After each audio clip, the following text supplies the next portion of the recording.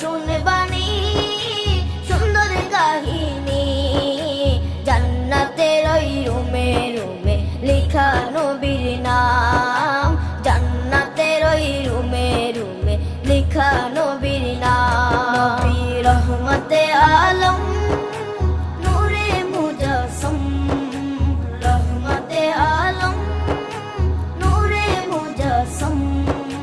সাহাবীরা আতর বানায় ওই নবীজির ঘাম, সাহাবীরা আতর বানায় ওই নবীজির ঘাম। সাহাবীরা আতর লাগায় ওই নবীজির ঘাম, সাহাবীরা আতর লাগায় ওই নবীজির ঘাম।